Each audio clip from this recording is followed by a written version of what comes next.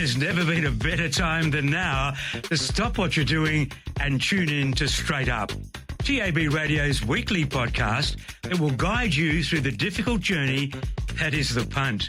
Whether it be racing or sport, the Straight Up team has your back. Now, from the studios of TAB Radio, welcome to Straight Up. Yes, welcome along, Rylie Morgan. Marty Young, how are you? Well, I'm a little bit vexed because the left-hander come in and tipped us that last winner, and obviously you can't bet while you're at work, so that was too late for me, she cried, and sat here and watched her win at $37. If you don't mind punters. Saw Webby at Bruce's funeral too, and the old crew. Didn't get a chance to say hello, but good on them. Well, the lefties come in and said that this horse was the talk of the track this morning. Yeah. Well, good on it. Track work. Yeah. Declaring it. Hundreds into 37s on the tote and goes bang. Now, well done to the team. Geez, they're old school, aren't they? Troy Turner, Colin Webster, just fantastic. And it looks a horse. Have a look. It's a beautiful looking lovely horse. Whose colours are those? No, I don't know.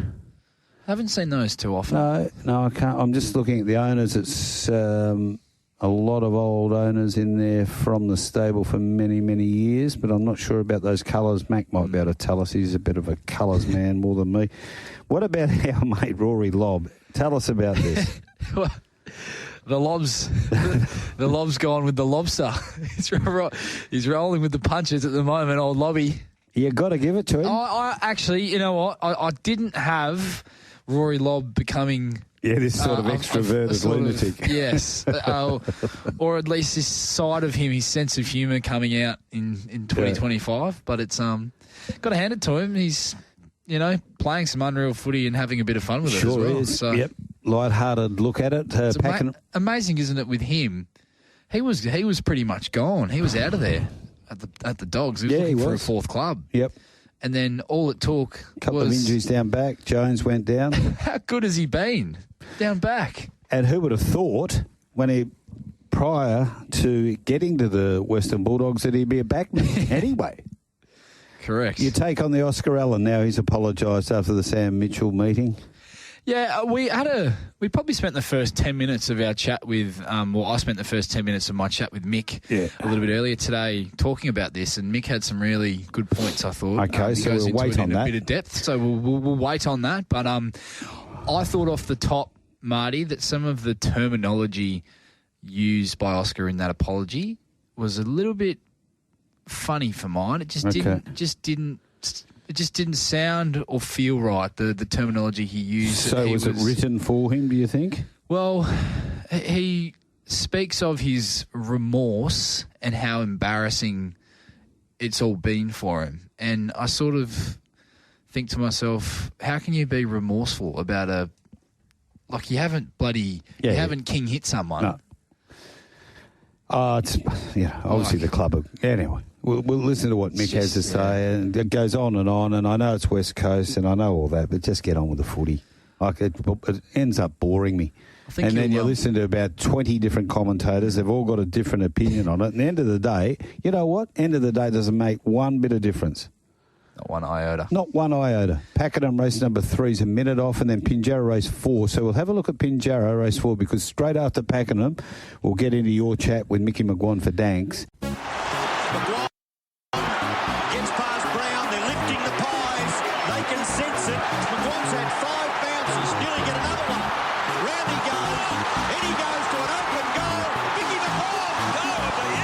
Mick McGuane joins us on Straight Up for this AFL preview thanks to Dankz Furniture. With 6 local stores in the metro area, there's one near you. Micky McGuane, courtesy of Dankz Furniture, joining us this afternoon. A very good afternoon to you, Mick. G'day, Rylie. Mate, it's a massive round of football coming up, and it all kicks off tonight with this almost tribal-like rivalry between the Pies and the Blues, Mick. But before we get stuck into this weekend's games and previewing the action upcoming, I did want to get your thoughts, Mick, on what has unfolded throughout the week with Oscar Allen. It's really dominated the headlines over here. Really, it's been pretty much all anyone's wanted to speak about from a football sense over here in the West. What have you made of the situation surrounding Oscar Allen and his meeting with Sam Mitchell earlier this week? Yeah, a little bit intrigued about how it was going to play out after it was brought to light that this is what's happened. It was really frustrating, probably from where we sit over here, in the view that an opposition coach into round 4 has a meeting with a player who's captain of his club who's struggling. I think the responsibilities that come with a captain of your footy club is just beyond inside the wide arena. You probably have conversations around the corporate world. You're the face of the club, possible alignment to sponsors.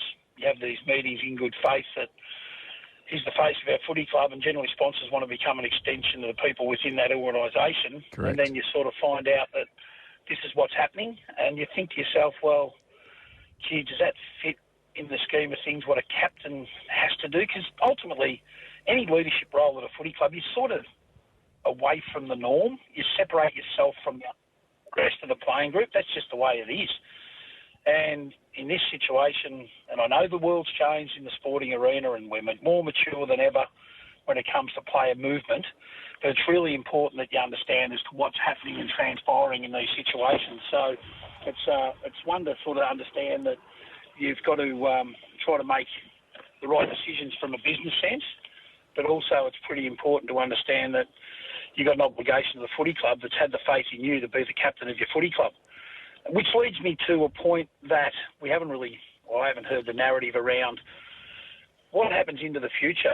Knowing fair well there's been a fair pile-on in relation to this, and everyone's got a difference of opinion, I must say. I've heard difference of opinion over here in Victoria. If you get appointed through your players, also your coaching staff to be that person who's going to lead your club, but that same person into the future might be in his free agency year. We know they treat it like a business more than ever nowadays because the money's so great with the salary cap approaching 18 million. Someone's got to get it.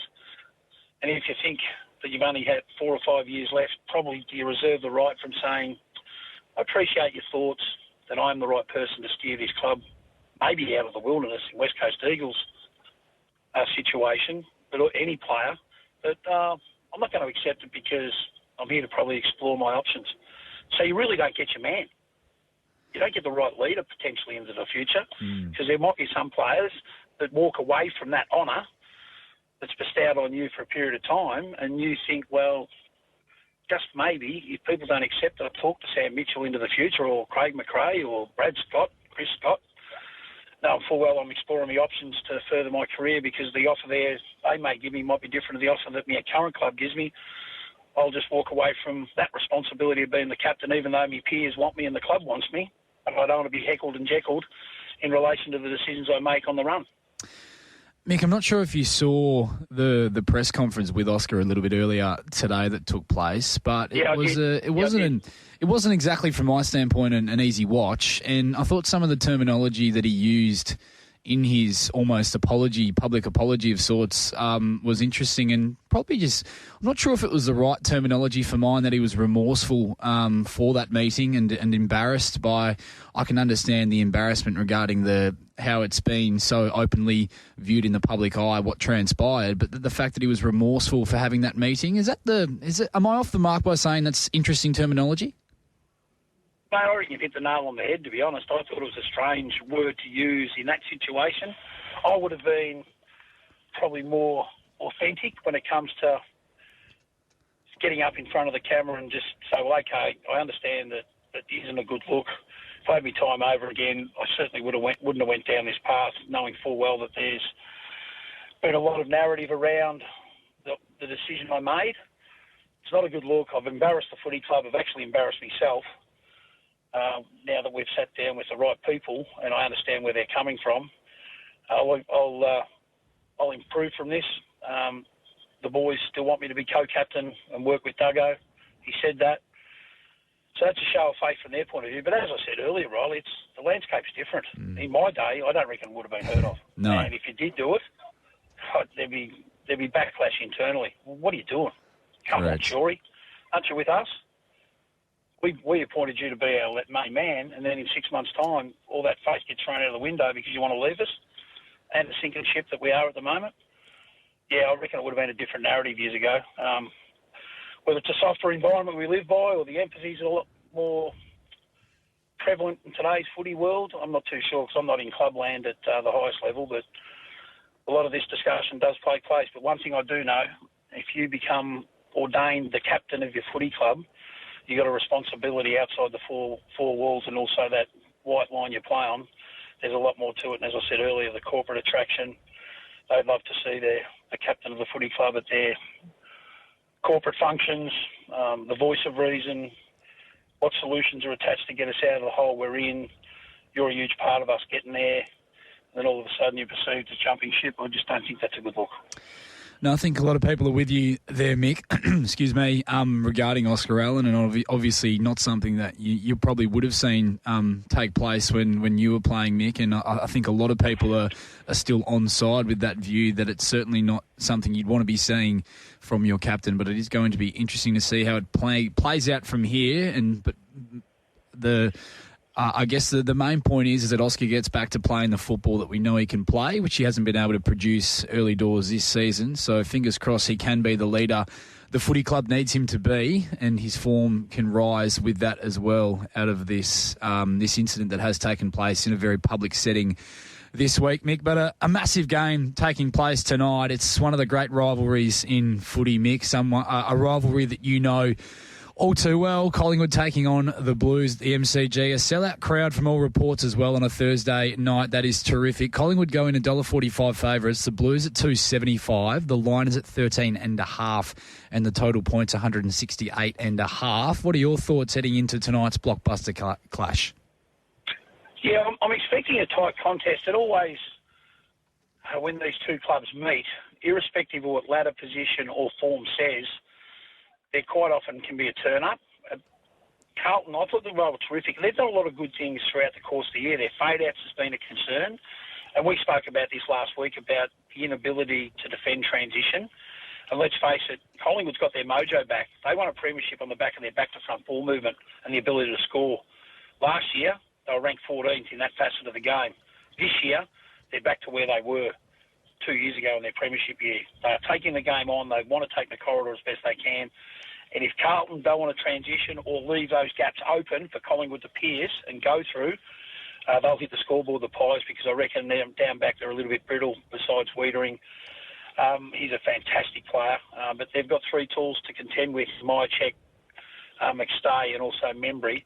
That's something that Collingwood hasn't had prior to this year. They've used Cox, but if Cox don't mark it, I reckon he becomes a liability to the team, and that's when opposition can go win their own footy at ground level, kickstart their offence, because basically they're playing against a five-man forward line, because Cox offers nothing outside that 0 to 5 metre range if he happens to drop a mark in a contest. So I think they'll be much better served, the Pies. Myercheck in's big in, Cox out, Frampton in to replace the injured McInnes. I think that's going to be a good part of Collingwood's setup, and I just think they'll win the game. The bet I've had in the game, Riley, just for our listeners, I reckon no one will tag Dankz. Stewart will go to him at the stoppage. I thought Cotswell might have been a chance to go with him in general play, but he's not playing because he's got great endurance and speed.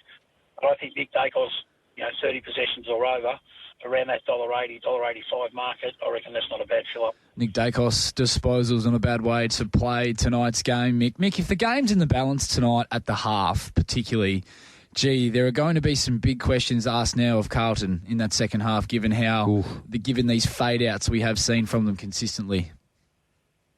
Yeah, it's really concerning, isn't it? And you look at their mainstay midfielders, as good as what they are on the inside, as the game prolongs, Cripps, Hewitt, just to name two, they just can't get across the ground. Their work inside 0 to 10, that bubble, at the coalface, at the source, at the clearance, they're fantastic. They're as good as anyone in the competition, as we know.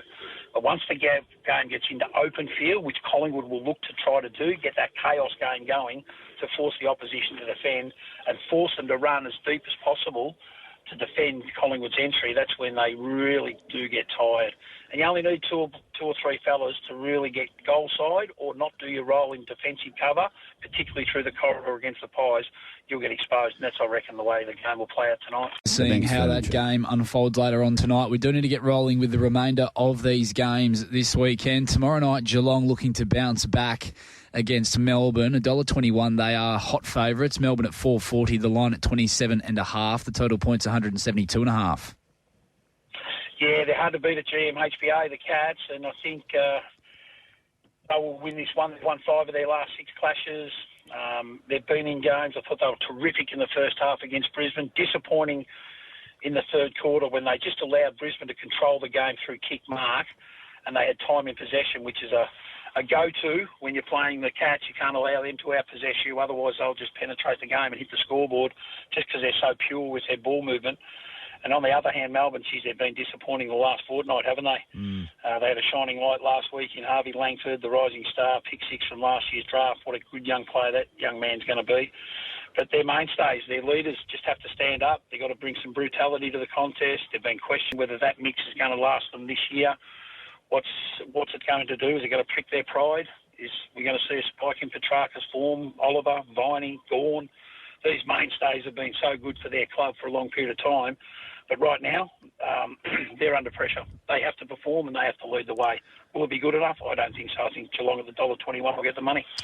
Geelong at $1.21 goes into the multi. The early game on Saturday, Mick, looks to be the game of the round. The Suns at home taking on the Crows. Gold Coast $1.72 favourites. Adelaide at $2.12. The line is at 4.5.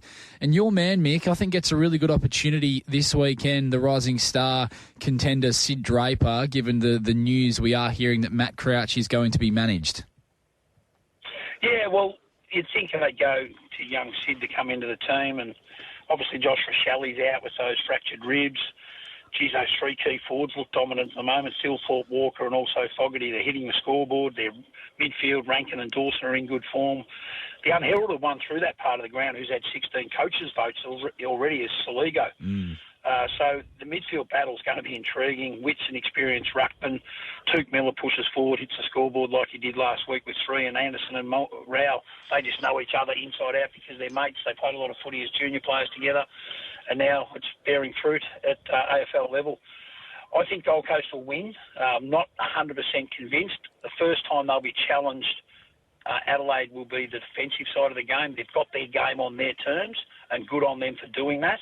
But I think Gold Coast will be a different proposition. Short odds, $1.71, but head-to-head, I could put them in a multi. There we go. The Suns to get the job done at home, taking on Adelaide. That is going to be a cracking game with those two informed teams doing battle. Richmond playing host to the Lions on Saturday afternoon. Brisbane looking to snap a very long losing streak over the Tigers at the MCG. $1.06 favourites. Richmond $8.50. The line at 45.5 points. Mick, do you think they clear the line here, the Lions?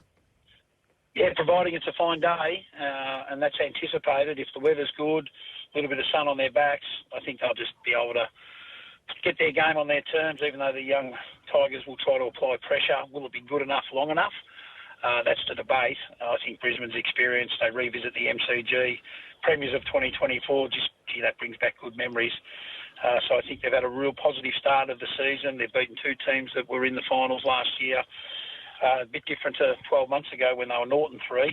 They've jumped into this season really well, and I'm anticipating to get the job done, and that line looks enticing to me. I'd be certainly taking it. They can win by more than 2 goals per quarter. That equates to 8 goals. That covers the line. Yeah, that'll do me as well, Mick. I'm on board with you there. Sydney have played some good sides to start their season as well. They go in as favourites up against North Melbourne on Saturday night at $1.55, North at $2.45, the line at 10.5 points, and the total points 175.5. Mick, intriguing game this one for mine. Yeah, it is, and it's about probably the selection with Sydney. Papley's out probably with a heel. Not sure how long for. That's the narrative coming out of the Swans. Taylor Adams, he's had a setback as well in his hamstring, so he's probably 4 to 6 weeks out. I don't know whether you've heard that the Perth young fellow Logan McDonald, who is available selections, they bring him straight back into the AFL team so they can get that 3-3 structure in front of the ball back into working in sync, and that's McLean, McDonald and Marty. It'll be interesting to see if that does transpire. They also tell me that Callum Mills, he's recovering slowly with his plantar fascia. He might be 2 or 3 weeks away still from inviting himself into team training. And then you've got their star who's still on the sidelines, Errol Goulden. He meets his surgeon next week, so we'll get an update in relation to when his return to footy will be. North Melbourne, on the other hand, George Wardlaw, he's had 3 strong weeks, but they might look at playing him at VFL. I'd nearly throw him straight to the cauldron of AFL footy because he's such a competitor, and he'll get through providing he's fully fit, which they say he is. And Griffin Logue's the other one that'll be back. Tristan Xerri, he's to be out. He hasn't got up from last week when there was a concern with that hamstring tightness. So I think that tips that in the favour of Sydney. So the $1.55 that you can get, I think that's a good head-to-head bet. They were missing a player like Wardlaw in that second half, particularly last weekend, Mick, North Melbourne. Yeah, he just brings intensity at the coalface, and his defensive snap is really good. He reads the cues really well, and he gets on top of the opposition with great intent to main and also win the ball back. So I think he's going to be a fantastic player into the future. First of the Sunday games, not a lot of value here. GWS $1.02, West Coast at $14, the line at 56.5 points. Do you think the Giants can clear this line as well, Mick, to make it a big result for a team that, after a pretty big response as well, you'd think off their disappointing loss to Hawthorn last week? Yeah, I think so. I think it's a great opportunity for them to show no remorse for the West Coast Eagles. Yep. You've got to have a ruthless and aggressive response on the back of last week's blitz start, but then they gave up that lead quite meekly, I thought, in the second quarter, and Hawthorn overran them in the end. So I think it's a great opportunity just to get your group to understand what foot on the throat stuff means. If you want to be a really legitimate top 4 team, which they say they are, and I think a lot of people in the outside world think they are as well, when they play their best footy with their best personnel, here's a chance to show the public why they're a good team and a strong club. So I'm anticipating they will cover the line. I think they'll be ruthless in their approach. They'll be smarting at last week's loss. They'll jump into the game really well at home, and they'll make the travel home pretty long and arduous for the West Coast Eagles players. Yep, doesn't look to be an easy task for the Eagles on Sunday morning, and not sure it'll be the best of watches for those of us that are West Coast fans. Mick, Port Adelaide take on St Kilda at Adelaide Oval on Sunday afternoon. St Kilda have a terrible career record at Adelaide Oval. Port Adelaide $1.53 favourites, the Saints at $2.50, the line at 10.5. I could certainly make a case for both sides here, Mick, in this one. Yeah, I'll probably agree with you there, and on that premise, I always lean to the value, and I think the last 2 weeks St Kilda were terrific. Here's a chance to eradicate their poor showing at the Adelaide Oval against Adelaide in round 1. And I think it's a great opportunity for Sinclair and Wanganeen Millera to continue to elevate their contract status and what they're worth. I just think they're 2 outstanding players, get the ball in their hands, they make good decisions, they make you pay. Whereas on the other hand, can you really trust the probably Jekyll and Hyde team of the competition already? And that's Port Adelaide. No. Their contested ball-winning ability deserted them last week. You know there's going to be a spike in that facet of the game. They would have been challenged strongly around edits and about these are the non-negotiables when it comes to either ground ball or aerial ball in contest. I think you'll see a more committed 23 this week in around those contested situations. So that should give them a spike. But at the value, I can entertain a small bet on St Kilda without being overly confident. Don't mind it. St Kilda, a bit of value there at $2.50. Final game of the round, Fremantle at home taking on the Bulldogs. Fremantle $1.60. The Dogs at $2.35. The line at 7.5 points. Good game to round out this weekend's action. Is it what? Can't wait for this one. It'll be good to sit back and just enjoy the last game of the round. And well, as you know, Rylie, we've had these discussions over the last 6 to 8 months. I've always been a fan of the Fremantle Footy Club. What I haven't been a fan of is their inconsistencies. At their best, they're capable of beating any team, which we've seen on a number of occasions. Hayden Young, does he return? Is that the word coming out of the West? Well, the word is that potentially he might be returning in the waffle this weekend without having it absolutely confirmed. That's what we are hearing at this stage, potentially. Okay, well, that's intriguing. I'd bring a player of his quality straight in, providing he's fit and good enough to play VFL footy. I don't subscribe AFL players playing VFL footy when it's only been a 3-week period where you've been on the sidelines. That puzzles me if that's the case. O'Meara, does that mean that he's fit and able to come straight back in from a player that was out last week due to illness, and Wagner's the other one that they may look at? So they might be going down the continuity path as opposed to best player. Bernie Stripes come back in through the Magoos and then have a look at you that way. And what does that mean? Sean Darcy does the same this week as a 26-year-old ruckman. And where does that leave the elder statesman who might have had a bit of a setback, and that's Nat Fyfe. I thought he might be ready to be injected after a 3-week waffle practice match, build on his minutes scenario, but that might not be the case as well. Whereas the Western Bulldogs, they're playing good footy. I can't wait to see Liberatore, who always turns up, to go head-to-head with Sarong and Brayshaw through that middle of the ground. It's going to be one of those subplots of the game of footy because he's in great form, Liberatore, as is Sarong and Brayshaw. I thought those two boys were outstanding last week in the local derby. Yeah, they certainly were, and from what we are hearing, Nat Fyfe has pulled up with a bit of knee soreness after last weekend, and I don't think he'll be playing at any level this weekend, so he has had a little minor setback in his plight to return to playing at the top level. That's at our preview of this weekend's games. Did we have any real strong plays across the weekend or a multi for our listeners to tuck into? Yeah, I'm pretty comfortable Dankz will get over 30 touches tonight. Just as we speak here at 5 on a Thursday night, which is, an hour and a half away from game time.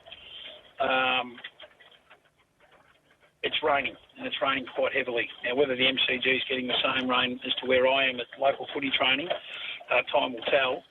But I think Dankz, he'll just get off the chain. Wouldn't be surprised at all if he has a 10 or 12 possession quarter at some stage tonight. So that should get him over 30 disposals, I think, if they don't tag, and I don't think they've got anyone to do that with his work rate. I think Geelong will win down home, so throw them in a multi. I could have a small bet head-to-head at Gold Coast at $1.71 against Adelaide. Brisbane take the line. I think I'm pretty comfortable there, providing it's good weather, which it says it will be.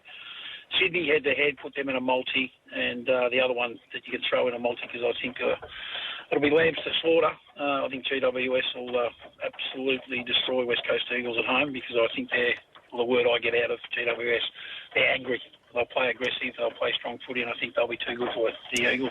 Okay, plenty to play with there for our listeners over this weekend's round of AFL footy. Mick, before we do let you go, we know you do need to get to footy training. We aren't far away from bounce down for that first game of the round. A blockbuster as well at the MCG. Collingwood taking on the Blues. Did we have any winners at the Ballarat Trots tonight? Winners, yeah, it's not a bad little program there. I thought race 2, first up, number 8, might be a little bit of value, around $34, or it was. I had something on Optimal. It's going to get a soft run on the fence over 2,200 metres. If the brakes open up, I think it'll outrun its odds. And the horse to beat, I think, is number 2, Wichita, Kansas. So it's around the $6 mark. So I could probably back those two horses, considering the runs in the race they'll get. 2-horse play in race 3. I'm pretty keen on number 6. We tipped it as a bit of a roughie last week. We said back it, but also the winner, Foxy on the Run, who done us a favour, around $11. I think Yankee Mojo will be very hard to beat in this race, and I think number 7 with Blake Pace to drive. We tipped this horse a couple of weeks ago where we were a little bit shocked how it got beat, considering the decisions of Lauren White in transit. She stays behind a horse she should have stood, would have won by probably 3 or 4 metres running away, but pilot error cost us the wages there. Race 4, I think the winner will be number 9. It's probably the bet of the night, I think, Rylie. Chasing Rex around that $2.40 mark, well, that's what it was this morning. 205 now with Tab Touch. Yeah, well, I think it's going to be really hard to beat in that race. And then the other one that just wins is race 5, number 4, Matteo for John Mead. This horse is trotting really well. It's not a deep race at all. I think it's clearly better than him, providing its manners stay intact. It'll be winning the second leg of the quaddie, race 5, number 4, probably the bet of the night, but you have to take $1.70, which is not my go. There we go. Race 2, number 8 and number 2. Race 3, number 6 and number 7. Race 4, number 9, the bet of the night. And perhaps we could roll that into race 5, number 4 as well at the shorts to make $1 heading into this weekend. Micky McGuane brought to us by Dankz Furniture, the comfort of home. Mickey, thanks again as always. It was a great chat, an insightful chat as per, and we'll do it again next week. Good on you, Rylie. Look after yourself, mate. You too, mate. Thanks very much. McGuane gets past Brown. They're lifting the pies. They can sense it. McGuane's had 5 bounces. bounces. Nearly get another one. Round he goes. In he goes to an open goal. Micky McGuane, goal of the year. Mick McGuane joins us on Straight Up for this AFL preview thanks to Dankz Furniture. You won't see better than that. With 6 local stores in the metro area, there's one near you.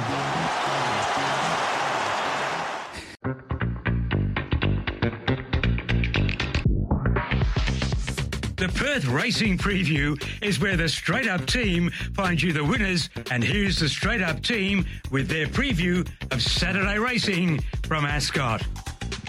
Oh, it's a very big meeting to get through, Rylie, and we've got Russell Collett in the studio. G'day, Russ. G'day, mate. G'day, boys. Look, I love listening to the intro there with Trevor Jenkins, but how good was that interview with Micky McGuane? He is a jet. Oh, he's good. He's right. I used to be part of that once. Yeah. But not What anymore. happened there? I just got dropped. You were Dropped good again. mates with him at one stage. The there. I don't alarm's know what ringing. happened. The alarm is That's ringing. not good. That's going to cost someone a carton. There you go. No. It's no. as quick as that. That's so I don't forget to ring Brad Hardy. Yes, we must ring Brad Hardy. We've still got 4 minutes, so I'd put another one on. Just in case. The snooze button. Go again. Oh, gentlemen, go the snooze. Go the snooze. Good to see you both.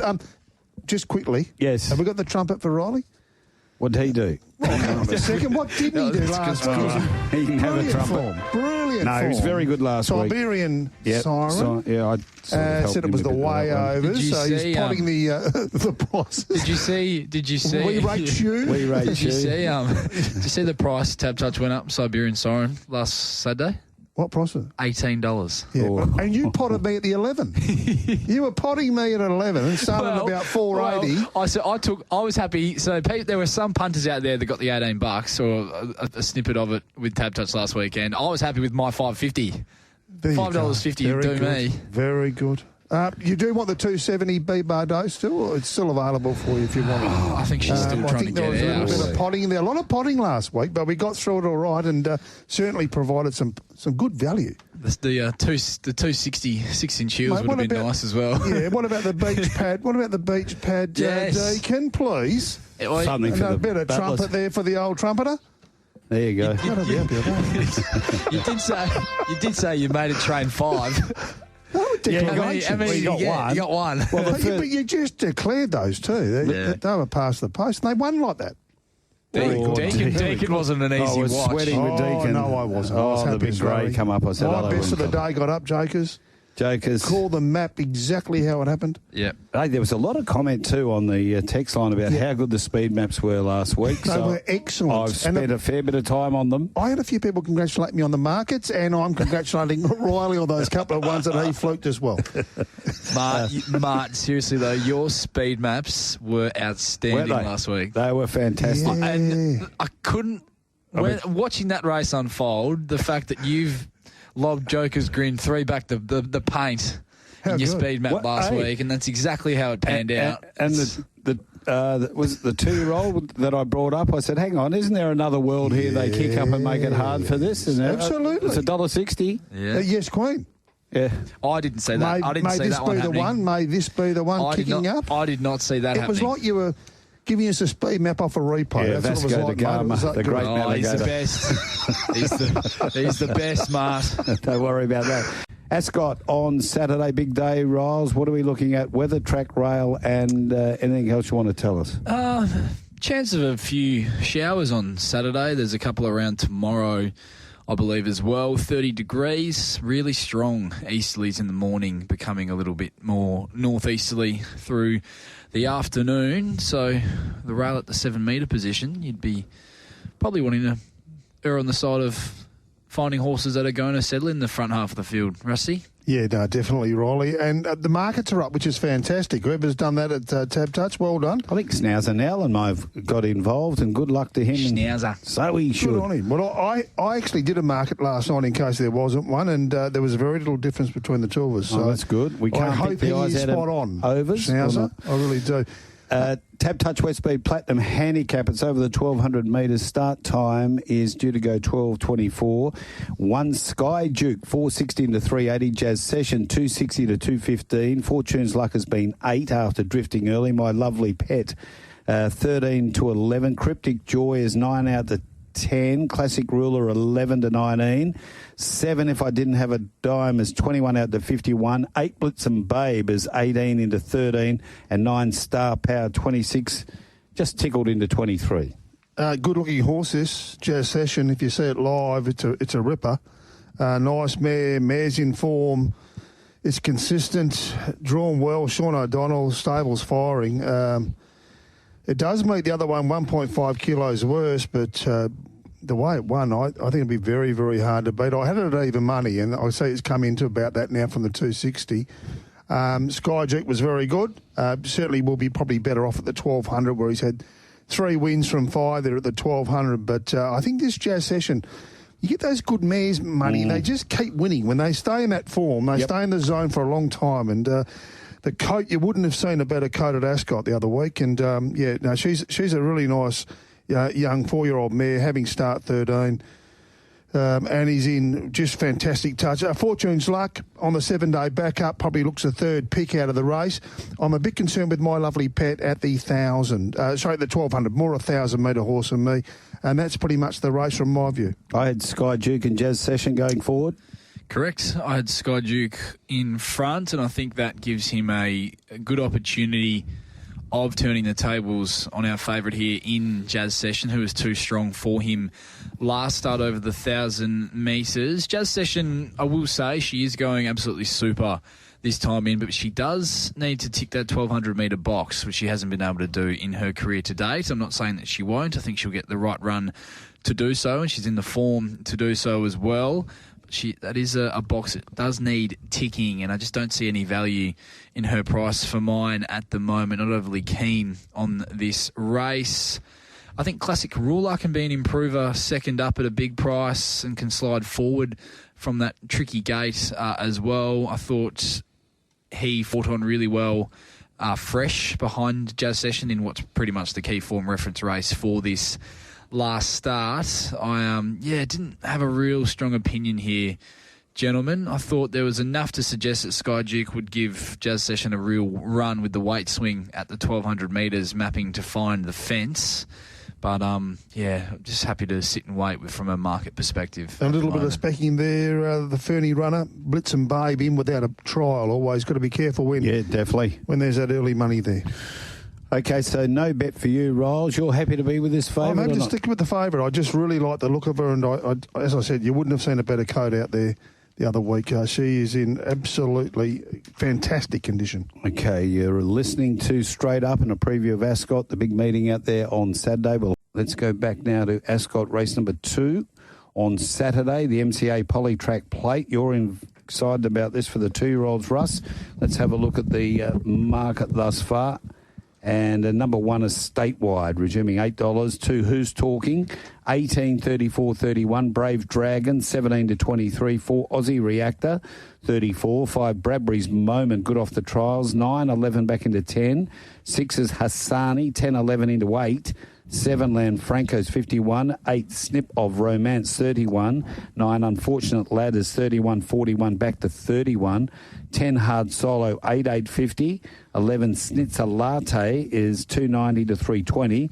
12, Spicy Thang out to $19 from 12. 13, Kawara, 10, 11 into 7. They've backed it again. 14, Tiny Champions, 41 a drifter. 15, Wayfinder, 18, 23 into 12. Good market moving here. A great race, a really good race for the babies. You got to trust the form of Snitzer Latte with William Pike drawing the one. It won the Ascot Maiden there over the 1,000, but this is 1,200. And it's a totally different story. Spicy Thang was very good the other day. Kawara was probably a bit green and just did a lot wrong in its day, but was very heavily back there on going back, 3 weeks now. About 6 weeks now. It was very well back, but just ran around the place and drawn 15.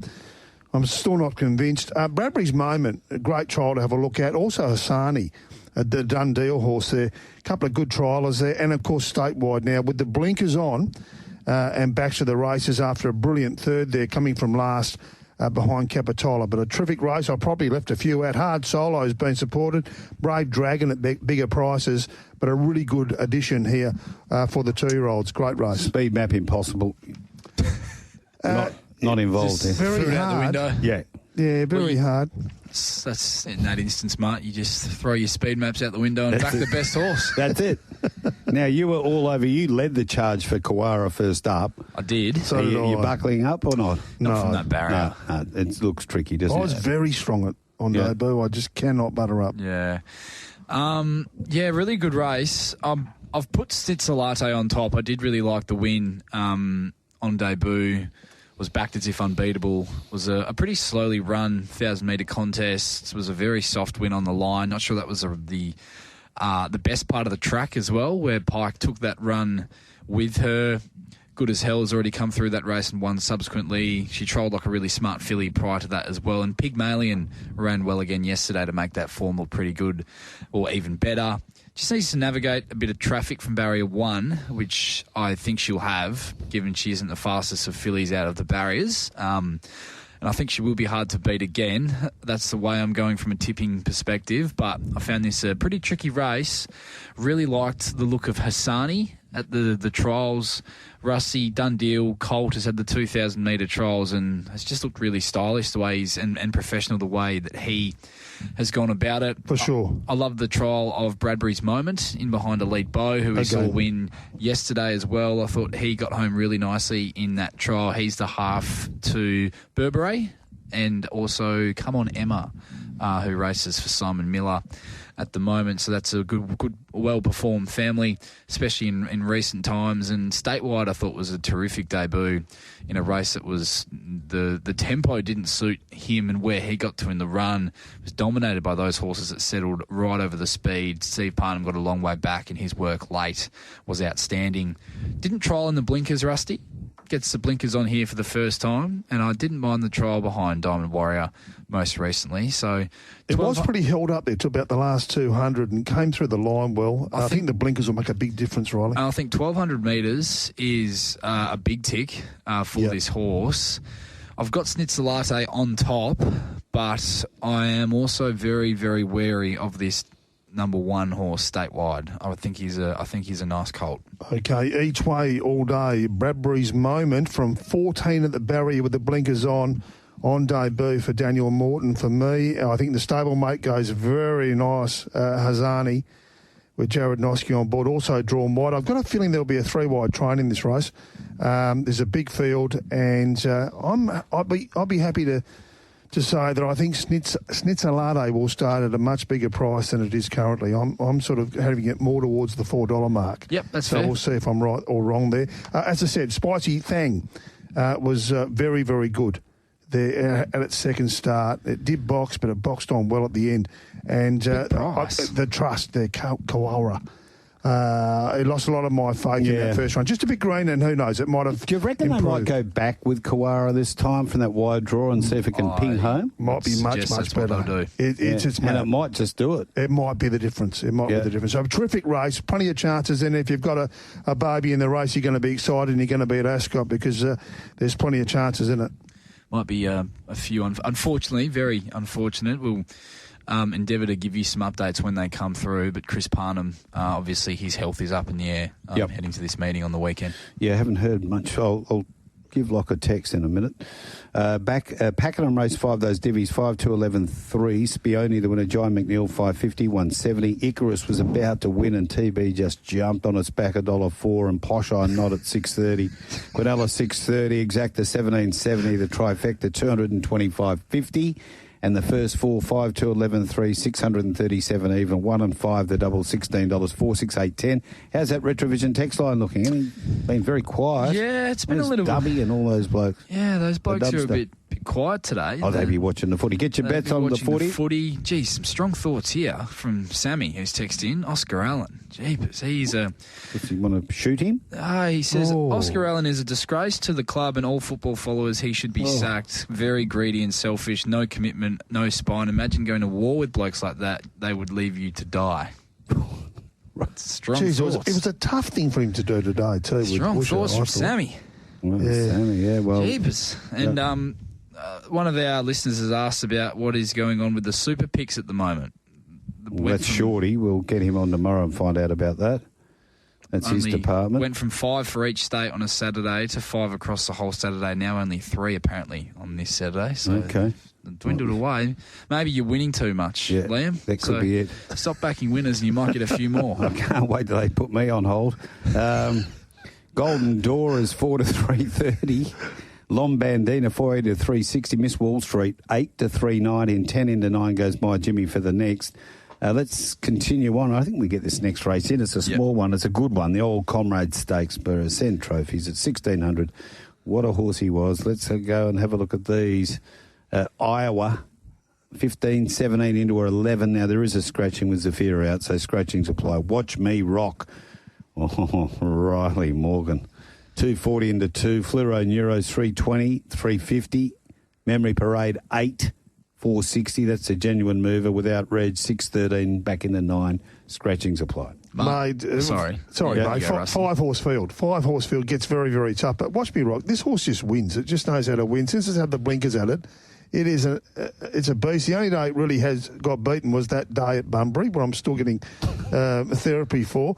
Great bounce back in the grandstand. Yeah. It's just a good animal. Boy, I like this horse. And I think it'll continue on its way. The stablemate was very brave the other day. It meets it at 1.5 kilos better. But I think Watch Me Rock will continue to improve right through this. Perhaps only had the 3 runs back.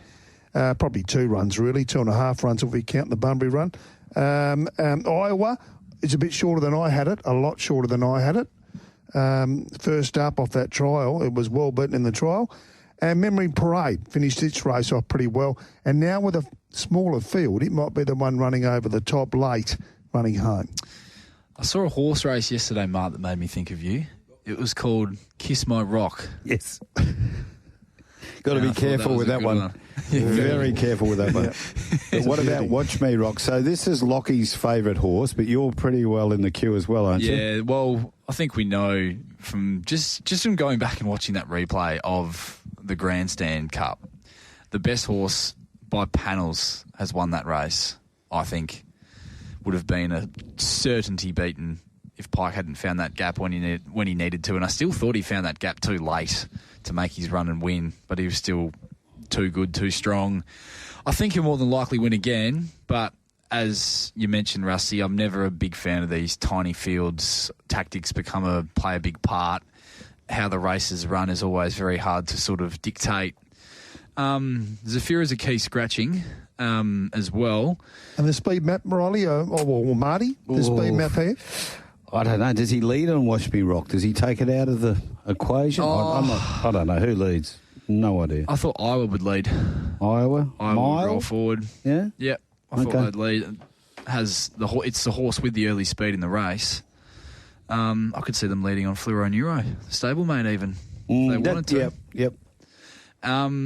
With that, Reg was very good, but I thought Fluoro Neuro was holding him through the line of the Beaten Brigade last start. The one that I do think this race sets up nicely for if there is a danger is Memory Parade. Absolutely can win. Been back. She was huge in the grandstand given where she found herself in running and also how that race was run, given the fact she did settle last.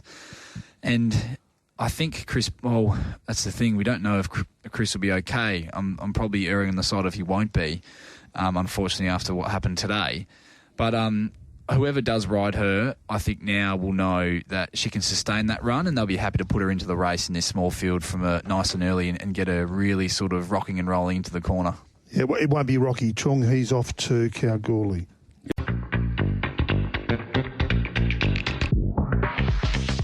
The Perth Racing Preview is where the Straight Up team finds you the winners, and here's the Straight Up team with their preview of Saturday racing from Ascot. Yes, thank you, TJ. Pinjarra Race 6, we've got Div 6, 2, 7 and 8. Lombardina, CJP, 440, 160. Golden Door, $1.30. Miss Wall Street, 150. Quinella, 650. The Exacta, 1240. Trifecta, 39.10. And the first four, 6, 2, 7, 8, $219.50. 5 and 6 are double 10.70. 1 and 10 out. Pakenham Race 6 to go in 10. 1, Dundonald is 41. 2, Brutal Rule, 26. 3, Magnemite is 320. And 4, Paramount Plus is a stablemate of our last little tip at 320, and we'll be going with him.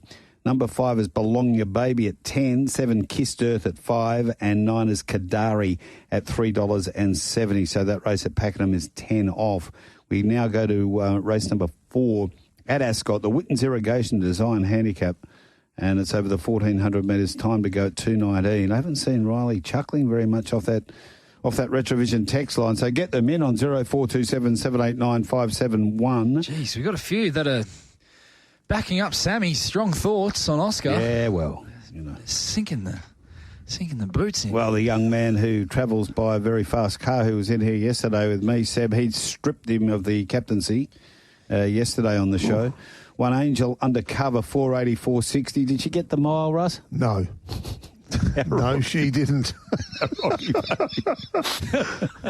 went with you. You lined him up there.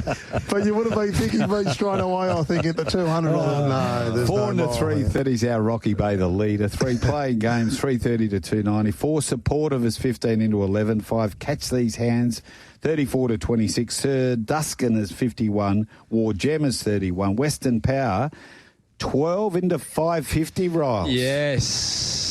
The Meerkats are back. Matty Nows. Yes. The price has gone off with Western Power, and it's a good race, this one, Rusty. I really like this horse, though. The Power? Yeah, I do. Lightly race, Peter's Investments 4-year-old. I think he can take the next step this prep. He's going to get a lovely run, soft run from barrier 1, 54.5 kilos on his back, and I loved his racing trial in behind Macchiato. Who we saw win that race, where you could say there were a few unlucky runners last weekend, but the trial form reads up okay. And, this is just a very even race, and particularly at the top end of the market. You could make genuine cases for a lot of these. Angel Undercover gets 3.5 kilos on our Rocky Bay for a one-length beaten margin last weekend. The ball's back in her court here, I think, with the run that she'll get back to 1,400 metres with that weight swing on our Rocky Bay, who does look to get things quite cheaply in front for mine, Rusty. And then playing games was up to her old tricks, finding bad luck last start after a really good win the start prior. Pike jumps back on, travelled up in behind them like she was going to have a massive say in that finish last weekend. But it was a race where there were a number of unlucky runners. She certainly wasn't the only one. So you just maybe question the strength of the form a little bit for mine, Rusty, but you could make genuine cases for a number of these. Yeah, I'm happy to see Angel Undercover back at the 1,400, Marty. And Riley, there's no doubt about that. And it meets our Rocky Bay, 3.5 kilos better. Great also to see 5 of these runners are on the 7-day backup, which is interesting. It seems to be happening more and more here in Perth. I think it's a great thing. I agree with that. I'm a fan of the quick backup. So am I. It gives the trainers less chance to stuff it up. That's what I like about it. No, it does. It takes training error out of the equation. Now, I had Western Power at $11 in my own market, and into 6. Might have got a mile, man, if you didn't jump on her back last week. Hey? The Angel. Incredible. Well, both of us, right? Yes, $6. Drawn 1. Where do you have this horse mapping, Marty? Western Power. The map. Hang on, let me have a look. Get the map out. Just got a text there from Lockie at hospital. Waiting scans as Chris Parnham. That's the update there. Fingers crossed for Chris. Yeah. Let me get back to the... just talk while I get my speed map up. No, that's okay, mate. I had our Rocky Bay leading it. Yes, yep. I did say that. And I think it could get a soft lead here. I'm just worried about that 3.5 kilo turnaround there in weights. Yeah. And back to the 1,400. Playing games, you can't knock the form of either the stable or the horse itself. Going beautifully. Great run the other day. Impeded for a long way there the other day from about the 200-metre mark to about the 50-metre mark. Very, very unlucky. Could have made it 2 in a row. But Western Power obviously is the early spruik. I'm not convinced. Supportive, I'm a bit with you, Riley. I think it was running on okay from well back. The better draw might help there. But I'm sort of still with the top 3, and I'm leaning back towards the 1,400 metres and giving the Angel one more chance there. Angel Undercover. I think she's the right price to have a bet. Yeah, so do I. Undercover. I do. I I do think this is a tricky race because there's a horse I really like as a horse that is first up, 54.5 kilos, barrier 1, might need a bit of luck in running, and how much that race fitness not being on his side is going to impact him in comparison to these other horses, Rusty, like your Angel Undercovers, our Rocky Bays, and your Playing Gameses. So, yeah, I'm happy to wait again, be a bit boring, and see what the market does. But Angel Undercover and Western Power, the two I'm keeping my eye on here. Does he use that barrier with Western Power? I think he can. I thought that he would be maybe 3 the fence. That's what I thought. I had him about 3 back the rail. 3 the fence, which isn't the worst place to be, but you always need a bit to go your way, don't you? Oh, how good are Ted Martinovich's horses going at the moment? Teddy, they're going fantastic. Yeah. Every single one of the put Jack Merrill Harley the same. They seem to put them on the track. They're both having a great run at the moment. But I'm sticking with the Caseys. I'm sticking with Angel Undercover for me. Each way, we're out now to 460. 8-horse field, so you get the 1, 2, 3. If it stays at the 8-horse field, I'm very happy with it each way.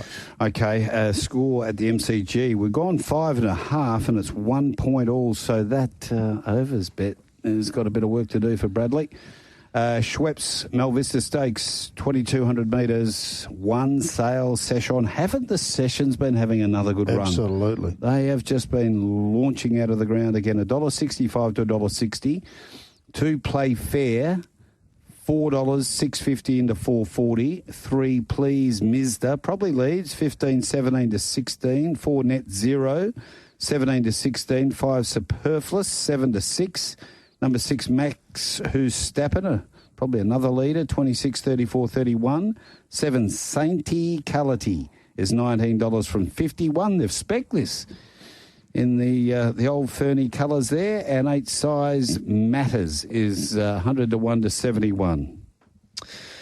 Yes, sales session, huge win, fair to say, in the JC. Roberts was wide and working throughout, but put them away with some real authority. I actually don't mind the map here for Lucy to slide forward and into a position. There's 2 clear speed horses here in Please Mister and Max Woostappen, who will certainly roll forward, which could create this nice little buffer for Lucy to get across and into a position from another awkward draw. The 2,200 metres is obviously a new test for him, but it just gives the impression it won't be of any issue whatsoever. He's a big striding type of horse, travels well, and he's got that toughness edge about him as we saw last start. I think he'll be very hard to beat. No value, obviously, at the price. Playfair's a horse that is going to absolutely eat up 2,200 metres and was very good late last start in the JC Roberts. Smaller field, should be able to sit closer, and whoever does ride this horse can choose when to put him into the race, given they know that he's going to stay out the trip without any issue whatsoever, whereas a few of these might be a little bit of a query at seeing out a genuine 2,200 metres, but I thought they looked the clear 2 for me here, Rusty, and that's how the market sees it as well. Yeah, no, it looks pretty straightforward here for mine. Sales session, it was an enormous run. It did a lot of work, 3 wide, punching the breeze, no cover. It was massive. And it was massive run. And on the line, it was still running away. Bursting through the line. Yeah, no, I was very, very taken. Aren't we set for a magnificent WATC derby on the 19th of April? Well, that's when they come together. All come together. Boy, oh boy, this is going to be good. But I'll take the filly on. Yeah, I'll take her on Saturday. Yeah, no, he is a ripper. He's an absolute. He's got star written all over him. The interesting thing for me was the weights and the ratings here. You've got an open company horse. The next best is a class 2, and you're talking 2 kilos, and that also says. Every way you look at this map, every way you look at the race, it just says odds on, odds on, odds on. And $1.60 after the race might be all right. You might be looking back saying that was a bit overs. Okay. Ollie Holland has kicked the first goal for the Blue Baggers. He was officially to line up at a back pocket, so if you found him in first goal score, I'd say he would have been odds, Riles. Certainly. streaming through the middle of the ground. Carlton's pressure, just keeping a glance on, has been very good. 9.5 here, Magnemite. Craig New at 331.80. Kadari 210. Bologna Bay, no third dividend. I think Cripps may have kicked the second goal here for Carlton, so they're up and about. Pinjarra race 7's our next in 12. The Wealth Visory Handicap, and it's over the 1,300 metres. 1 Delicate Ruler 16. 2 Don't Trust Judas 483. 1 Target 15. Number 6 Bonnie Rock is 7. 7 Great Emotion 4 into $1.95. They've had a good rattle at this. There's been a bit of that going on today at Pinjarra, hasn't there? Russ, Sunday. what happened? Narrogin. Everything they backed won. Did it? It was a Maybe why those super specials have been cut back a bit. Who knows? Yeah. Sergeant Whip 91, number 9 Double Demerits 34, 10 Gav Has Spoken $9, 11 Mirashino $9.50, and 12 Pavliani is 26. I think I'll leave Narrogin on a Sunday to you, Russ. That's when my recovery day. Still, and I love the people at Narrogin. They're wonderful sponsors here at the studio. Don't Racing Radio. Don't get me wrong on that, but we're still have a look at the left-hander. The lefty. The lefty was involved. Young Reedy.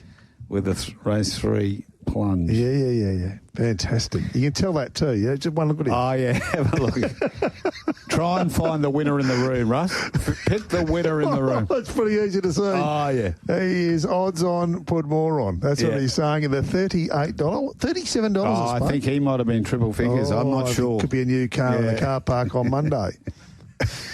Race number 6, the Singapore Pools Trophy 2025 handicap. This has got me a little bit.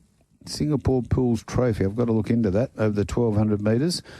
No shortage of speed here. 1 Norwich, 650.10. 2 Petula is 557 back to 550. 3 West Star, the talking horse, 240 into $2.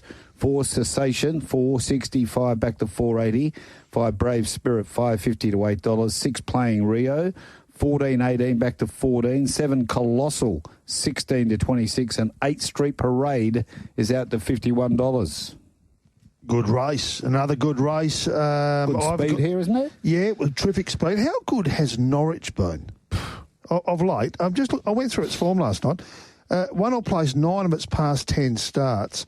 Got out to $31 there in that bluff, Noel, and still ran another place. Just huge run. Magnificent horse to own, wouldn't it? Norwich. Oh, yeah. Just serious horse. Petula had excuses there, I think, first up. Got home in 33.45, so still ran the time. The race just wasn't run to suit, Riley, was it? With Simple leaving in that soft lead in front, it became a little bit of a walk and sprint home. It was hard to make ground in that race, but West Star, those trial watchers, they're obviously jumping out of the ground for it. Great trial. He's got a good record, this horse. He looks like he's a sort of really progressive 3-year-old, West Star. Simon Miller. Don't know who'll be riding if Chris is not available. That'll be interesting to see as a side note. And Cessation, another horse in absolutely career best form. Cannot fold its form, including its last start win where it led again. I've actually got Norwich leading since Cessation, but terrific race. Who do you think's kicked the first goal for Collingwood? Bobby Hill. Braden Maynard. Oh, Braden Maynard. Halfbacks are getting in on the action. Getting in on action. So it is. Collingwood 128, Carlton 2214. I thought, obviously, Norwich Cessation would be the horses going forward. I had another one going forward too. The other one was Street Parade down the bottom. Yeah, I'd have to agree with you there, Mars.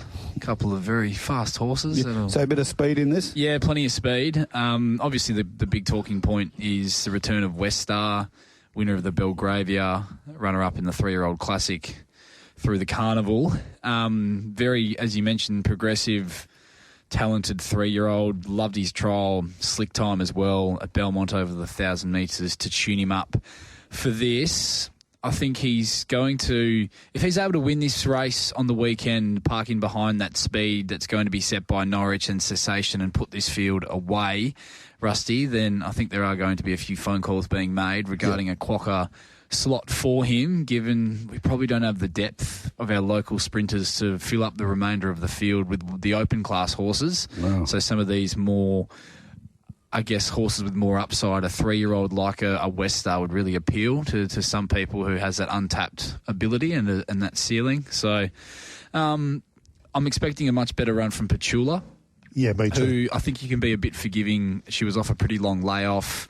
Wasn't a race that unfolded well for her. I do think she was disappointing. I will say that. I know the sectionals will say that she couldn't have done a lot more, but I still thought she was entitled to be a bit better than she was. I think she'll really come on from that. She's every chance of causing an upset here and rolling the stablemate on her best form, for sure, especially with the speed in this race. I think that's going to suit her too. And one of Marty's old horses, Brave Spirit, back at the races for Wolfie. Yeah. You've always liked this horse, Marty, and I thought he trialled up terrifically down there in Albany. Couldn't have trialled a lot better. No blinkers, that trial? Yep. So Brave Spirit's one who can certainly put in a run fresh at the 1,200 metres as well. And again, a great race. Plenty of obviously plenty of good chances here, and the stick is there. The carrot is there, dangling there called the Quokka. And this is 1,200 metres at Ascot, and this is the opportunity for some of these horses to put their hand up and say, we want our slot in it.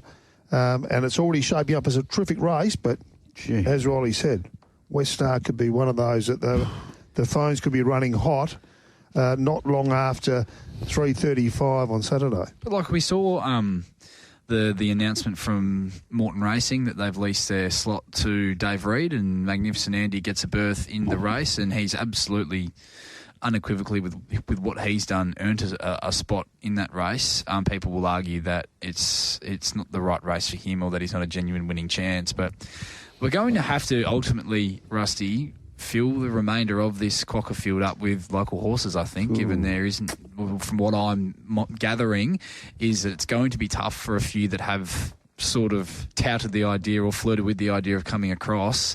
Doesn't seem as though there are many plans in place to get these horses actually on the ground here in the West. So it's going to be interesting to see how the remainder of that field assembles itself over the next few weeks. Well, it's a daunting task, isn't it? You're coming across to take on Overpass at 1,200 metres at Ascot. He's won the last 4 times he's been there in a canter. It is a daunting task to put a horse on a plane and come over and take him on. It's a horse race. What is it, 5 million, isn't it? It's worth 5 million. 6 million. Yeah, but it's a big ask. You can't be scared of one horse, Russell. You can't say I'm not coming over because Overpass is in there. What happens if it draws? Are you running for second? Well, it draws 16. It doesn't seem to matter. It doesn't seem to matter with this horse. You've been around long enough. I can't believe that you're coming out with Well, mate, I'd love to see more and more coming over. I'm a bit with Riley's corner. I think we're going to have some of the locals. Well, let's say it for what it is. It's got a long bloody tail at the moment. Yes. Yep, it has. Don't dance around it. I think this is it. Wrote the men, I Am Me, Crecchetti, Joker's Grin, Magnificent Andy and Overpass, which was announced today. Thanks, Hayden King was going to break it on the show yesterday. Kept us in suspenders. Get him tomorrow on that one. I'll drill him. I think, and we heard some names thrown up. We interviewed Matthew Dale, front page, ran second in the Galaxy. Not sure what the go is there. Exactly right. I'm not sure what has, if anything's developed from that conversation, but he certainly said he was keen.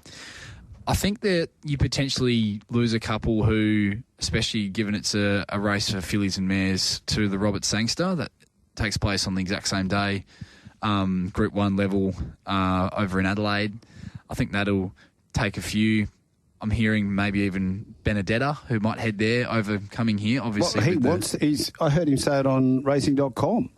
That he would like to come. For the Quokka? Yeah. Yes. It'd be a great addition. Exactly. 100% she would be, but you also worry about whether they might just decide that Adelaide's Jimmy Starr? Yeah. Could we see Jimmy Starr making the trek? I don't... Well, no chance. No. Okay. He wouldn't be suitable. He said, get back, run on. No chance from reading between the lines. Okay. Listening to John O'Neill talk about it. Let's clear up Pakenham. 3952. Magnemite Craig Newitt, 331.80. Kadari 210 and Bologna Baby no third. The Quinella 590, exacta $12. Trifecta 93.60. 3952. The first 4 458.45 and 3 the double 22.40. 6 and 8 out. We're only 3 off Pinjarra race 7, so we'll hold it from there. This is the Wealth Advisory handicap. over the 1,300. So Delicate Ruler goes 17 into 10 back to 15. Don't Trust Judas has been 550. 3-1 Target, 18 into 14. 6 Bonnie Rock, 550 to 650. They did bet 750. Great Emotion has been rock solid, 4 into 210. 8 Sergeant Whip, Spect into 71. 9 Double Demerits is 21 out to 41. 10 Gav has spoken, 10 into 8. Mirashino has been 11 to 10. And Pavolani, 25 out to 31. Collingwood 2-2-14. Carlton 2-3-15.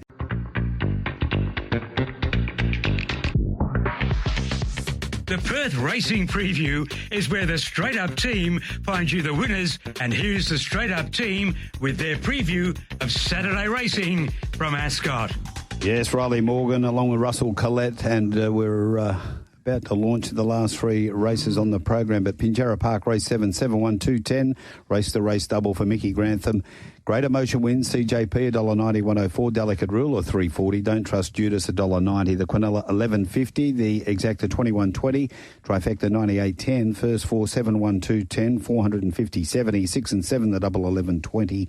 4 and 5 out. We've looked at Pakenham. The next race there. We'll look at the next at Ascot. We got to race number 7, the Civil and General Happy 20th Birthday Handicap over the 1,200 metres. Don't forget, we'll be talking to Trevor Tasker soon, new chairman of the KBRC. Really looking forward to that. Chirino 4, 650 into 550 to Objectify. Around that 320 mark. 3 Barney's World, 13 to 11. 4 Princess in Red, 550 to 380. 5 Rapid Rock, 10 into 8. Number 6 Mystic Jane is 20 into 19. 7 Nobility, $12. 8 Playing Around, 9 $14. 9 I'm a Wild Girl, 71, and 10 Main Act at $20 after they bet 26. And another great race here, race 7, second leg of the quaddie. I've got a clear leader here, Nobility for Renee Forrest. Doing a good job with this horse. It just puts itself out there and certainly guarantees you a genuine speed race. I've got Rapid Rock sitting in behind it off the 7-day backup. The only worry with Rapid Rock, it runs a good race, but it's only had the one win, 1,300 metres and a Northern Maiden. The horse returning again, there's going to be a lot of them over the next couple of weeks. Objectify, Daniel Morton, stably informed, Brad Parnham, drawn 3. It's 2 from 2 first up. It's 3 from 3 at 1,200 metres. Building a great record. The trial was excellent. Got right back early in the trial, but Tiana Murray, the 4 kilo claiming apprentice, hasn't had a race ride yet. Rode it well. It closed really super. Anyone watching the trials, I'm sure the trial watchers will be after this one, Objectify. And around the $3 looks very hard to beat. Chirino, form's good. The day when it won the 3-year-old Classic was brilliant. Hit the line actually good first up. It has run 6 in that race, but it really did hit the line good. And the super sectional, 32.98 was the closer there. So it's in good form. Up to 6 kilos is my concern. Lucy Fiore's taking over from Sean O'Donnell. It's dropping back from a 72 plus back to a 1,266 plus, and I think the 1,200 will probably suit this horse better now. It's only still had the 4 starts, Chirino, for Charlie Marino. Nice horse, but Objectify clearly looks the one to beat. But again, a good race. Princess in Red's in good form. Nice win there the other day at Belmont. And this does look ideal now at the 1,200 metres for her to get back here drawn 1. But yeah, good race, drawn the rails, plenty of chances, and a good second leg of the quaddie. I had Nobility leading. I don't know if you did. I'm a Wild Girl and Rapid Rock up there. Yep. You're spot on. Correct, Marty. That's exactly how I had it as well. Quarter time, and Carlton lead 3-5-23. Collingwood 3-2-20. Bit of push and shove there at quarter time. Was obligatory, of course, when you're playing Collingwood. Yeah. Carlton and Collingwood. Yeah, of course. G.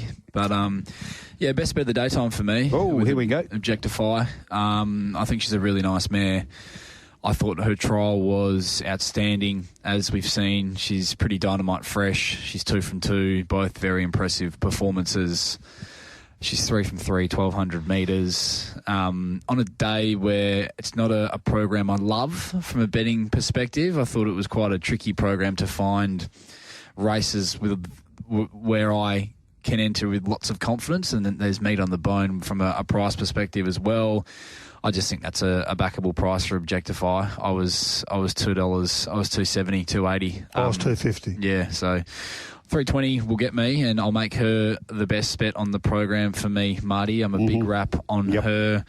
I'm likely, given the conditions we are expecting and from what we will see over the first 6 races, I'm certainly not opposed to having something small to save on Nobility, who looks your leader on paper. There doesn't look to be a lot of pressure on paper. Really tough on speed horse who doesn't lie down, given the easterlies that we are expecting on the weekend with 53.5 kilos on her back. I thought she could certainly give them something to run down, or at least are going to have to be good to run her down, given the kind of mare that she is. So at the double figure price of $12, I'm inclined to not be losing on her in the race. Summed it up exactly the same way. We've all watched the same replays there, obviously, and seen that trial. It was a great trial, Marty. Yeah, good luck to Benny Cohen and the Youngs, of course. The Rantarini line continues on. The Drummond Golf WA Oaks over the 2,400 metres, Group 3. And Noah Quintilli, 21, 23, 21. Machine Gun Gracie, 155, hit $1.80s, 175. Twilight Tail, 320, 370, 360. Summer's Legacy, $17. Snipper Randos, 41 to 61. Fun Charl, $8.50 into $5. Bang. Lynn Star, 101. How do you say this one? I had to butcher one today. Ido Domi or something, 23 from 41. Bad effort. And Miss Santa Course is 101 to 71. Why do they do that? Oh, it's a capital city of some country. Oh, is it? Yeah. Okay. Now that's Trevor loves naming African Trevigana cities. Yeah. There you go. It actually wasn't too bad. I've actually got it on the 4th line of betting here. That maiden win was good, and it's bred to stay. It'll get the 2,400, no doubt about that. It's only had the 3 starts. The original, the debut was good. The 4th was okay behind Modelistic, was held up, and that was a dominant win there at Pinjarra. I know it was a maiden, but it was a dominant win. How do you go past the favourite? Again, we hate tipping favourites on the radio. We all do, but anyone that was out there at Ascot saw how this horse responded. At about the 150 mark, they just give it one little bit of encouragement, and boy, did it find. There was a dominant win from in front. It's going to get the lead again. It could be a really super filly. This 4 starts, 2 wins, 2 seconds. It was one of the best horses beaten you'll ever see in that 1,000 guineas. It could have been a hat-trick now, and it's going to go around short, but boy, it's going to be hard to beat. And I think the day of reckoning, which will be again that WATC Derby, is going to be some sort of race. Twilight Tail, very brave, will be running on, bred again to stay. And, of course, Funchal, the early money there with William Pike for the Williams team. Of course, the Winkers on. Will improve it. Yeah, tongue tie as well. But I was a little bit taken for the maiden, my 4th pick there, if you can say it, the Idodo Mia certainly was good. And, of course, Winkers on for Summer's Legacy that ran 5th in that Natasha, but hard to go past the favourite, Riley.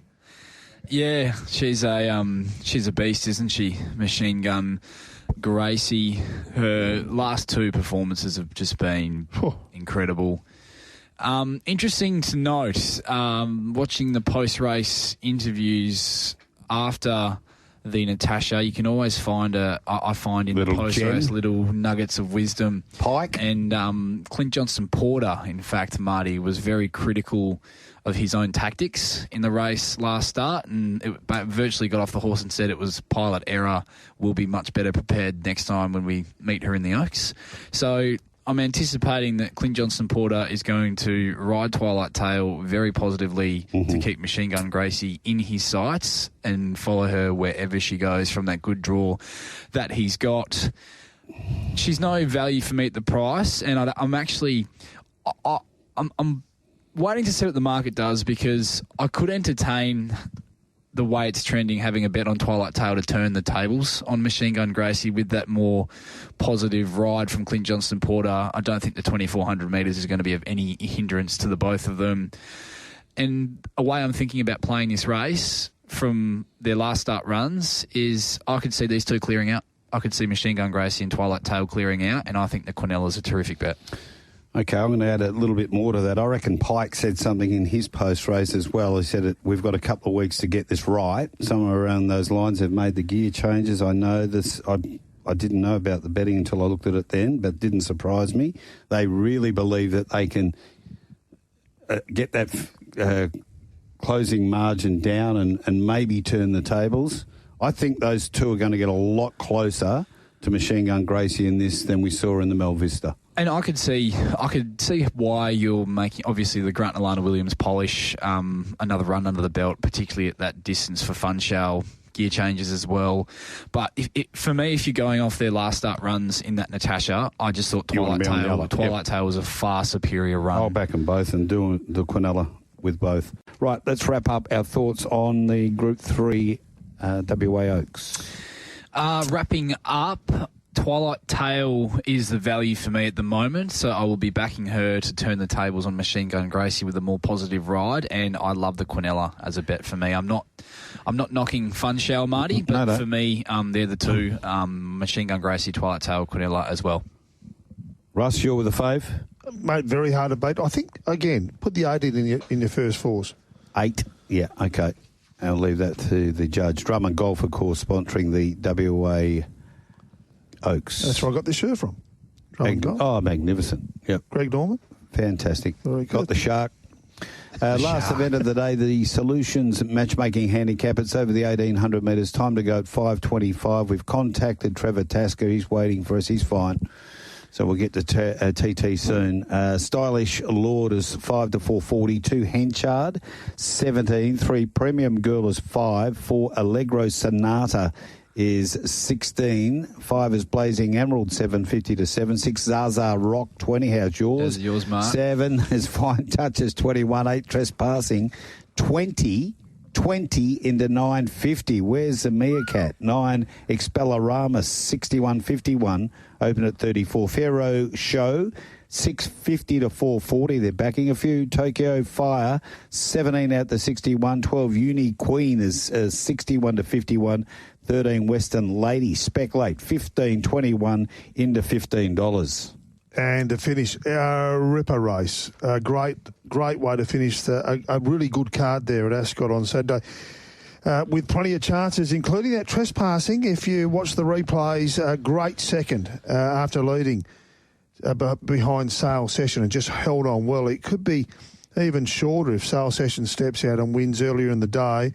Paddy Carberry drawn 2. It's the likely leader here. William Pike's made a bit of a choice here. He's selected Blazing Emerald over Allegro Sonata. They've raced against each other. There's not too much between these two horses. But again, I'm happy that Willie's gone the way of Blazing Emerald for Danny Morton, another in-form mare. Over the page, Pharaoh Show was terrific also in that race behind Sale Session in the JC Roberts. Trespassing was in its race before that. It's had the 3 weeks in between. Some roughies here. Tokyo Fire was good in its maiden win, but I think this is a bit of a leap. Western Lady, little bit of money about for Rich, 21 into 15 down the bottom there for Michael Grantham. The stable are on fire again today down at Penny. Stylish Lord, can't knock its form. It's just very consistent. Great win. Well-deserved win too the other day after sitting outside the leader in the midweeker. And there's plenty more. Premium Girl, if you take away the disqualifications, all good. I'm just a bit concerned still about whether she gets the 1,800. I was just a little bit disappointed there the way she finished that race off. Henchard gets to the 1,800. It's a good race. There's plenty of chances, and it's very, very wide. But I'll be sticking with Willie Pike in the last on the informed mare, Blazing Emerald at $7. It's on the drift, but I don't think it'll be still drifting by Saturday. Yeah, very tricky race to round out the program. Rusty, and a tricky race from a map perspective as well, Marty. This was a real... Trespassing, we had a couple of others going forward as well. Trespassing will lead, you'd anticipate, but in terms of how they sort themselves out outside of the obvious leader, I thought it looked a bit of could be a sticky map for a couple of horses here who will be looking to find spots early with that short run to the first corner there from the 1,800-metre start. Uni Queen go across from 12 and kicking up Blazing Emerald, the one you like, from 7. Yeah, I had the Blazing Emerald. I had Stylish Lord and Premium Girl kicking up. Yep. I think that's all very valid. Premium Girl's the one for me. I'm not desperate to be on at the moment, but I just thought her run stepping 1,400 to 1,800 metres in a race that was always going to be a bit of a battle and a war of attrition with the horses that were engaged there. You look at Filthy Habits, who led. What a Prince was the one eyeballing him throughout. Here for Checks got home nicely, but I just think that that's going to do her the world of good. Premium Girl having that grounding run now at the 1,800 metres. I thought she was quite good without being fantastic. Were you disappointed the last 100? Potentially, she flattened out a little bit, but I think that was just the manner in which the race was run. She found herself in a strongly run 1,800-metre event. Filthy Habits is the toughest horse in WA, bowling along out in front. What a Prince is every bit as tough. And they dominated the race from there. She just wasn't able to get that flowing run into it like she had at Bunbury the start before, where she sat out the back and peeled widest and went bang on straightening. But I just think she gets a lovely setup here to blend in, bit of cover, fitter for having that run. It was only her third run back this campaign. I thought an each-way price about Premium Girl was where my money would be in the last, but not overly keen. You can make genuine cases for a number of these. Okay, we'll hold our best bets because we're going up to the Goldfields, catching up with Trevor Tasker, announced last night, the new chairman of the KBRC. He joins us now on Drive. G'day, Trevor, and well done. Congratulations. Yeah, how are you going? Yeah, Marty Young, Russell Collett, Rylie Morgan, we're all here, and we waited with bated breath and anticipation about who would get this job, because I know there was a big field put in for it. Everyone would be clamping at the opportunity to be chairman of the KBRC, and they've reverted back to an old diorite like yourself. I'll tell you something, it is a little bit of a privilege to such a club with such steep tradition to be given the honour to lead, and I'm looking forward to it, even though it's going to be a demanding and long, winding road to get out of where we are to get back on track. Hey, Trevor, Rylie Morgan here, mate. Firstly, congratulations again. How long has this role been in the pipeline for you? And obviously with what has happened over the last few months, it's been a pretty trying time for all those involved at the KBRC. When did it appear on the horizon for you that this role was something that could work? Oh, Rylie, geez, this is a good question. It's most probably only a few months ago, actually. I had quite a few people approach me and say that they needed somebody there to straighten things up. They may not have been actually going as well as expected. So, I don't know, people think that I may have an opinion and like to express it. So I put a fair bit of thought into it and a fair bit of pushing, and now I'm looking forward to the challenge. And, mate, Rusty Collett, mate, Trev, congratulations. And it is a bit of a trying time for the club with the water issues going on. That's been solved just for 12 months. Is that one of your keenest... one of your most important initiatives to tackle as the new chairman of the KBRC is to get that a longer-term solution to that water issue? Yeah, Rusty, it certainly is. And the KBRC are fortunate enough to have a group of guys doing a huge amount of work at the track for us, even as we speak, with rechanneling water and deepening dams and expanding dams. So we're lucky in that respect. Dealing with the council, I've got ideas there that I think we've got to look outside of the board and get people on a negotiation committee that sort of can do the homework, and because the current board members that have been there doing it have been there 3 years, and we really haven't achieved a lot. So we need to look outside the circle a bit and get some people involved in the club that are willing to come on board and do the homework and try and get the negotiations back to square one. It's a little bit hard when you're dealing with people that aren't sort of really embedded in the racing industry, and really the water situation in Kalgoorlie. It's not only the racing industry; it's every other sporting code. So we're going there doing the hard yards, but it's not only for the race course; it's for the town itself. And mate, you've done a lot of work there on the inside of the track with the dams. You've had a lot of help from outside with the mining industry. What's the latest there? And I did hear there was some good rains of late. I think the rains. I think if you get 10 litres of rain and 10 litres of effluent water, that 10 litres of rainwater with what's in it just makes the grass fly. And we've been fortunate. I think a few days ago we had 3 or 4 mil in the night, and the track, I can guarantee you, they done the penetrometers yesterday, and we've never had readings like it. It's the best it's been. So we've been fortunate there. We're fortunate with Perth racing. We had a few issues with curators. And P. Fernie being in Perth, made a few inquiries with their curator down there, Brock. Don't ask me second name, but he supplied us with a flying curator, different ones, week on, week off. And the job they've done over there is absolutely amazing. And to see it today and walk on it, it's like walking on a cushion. Yeah, Brock Nealing does a terrific job. And, yeah, Rebel Dam Builders, they are sponsors of race number 3 there on Saturday. Apparently they've been doing a fantastic job for the club. They're behind the barriers, and this one might take a little while. So what I think we will do, Trev, if you don't mind, have you got time to hang on for this race at Pinjarra? Yeah, we'll hang on.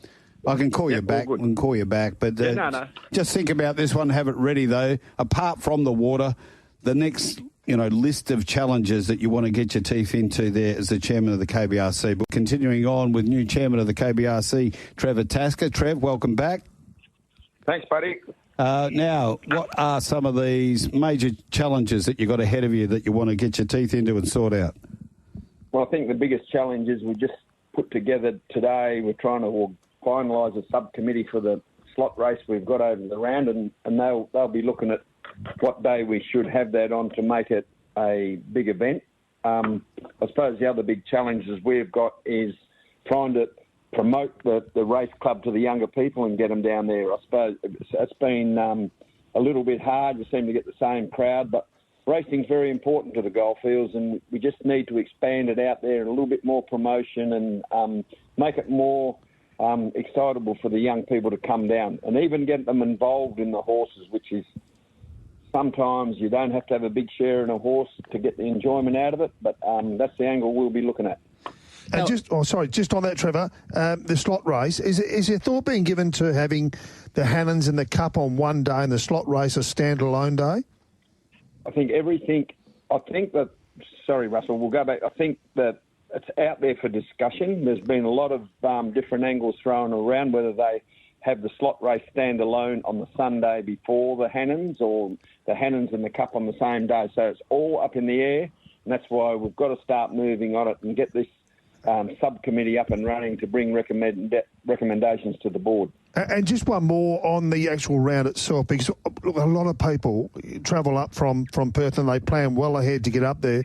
Are we looking at a Thursday, Saturday, or the more preferable Wednesday, Saturday for the Hannons Day and the Cup Day, where the town gets greater benefit from those people visiting?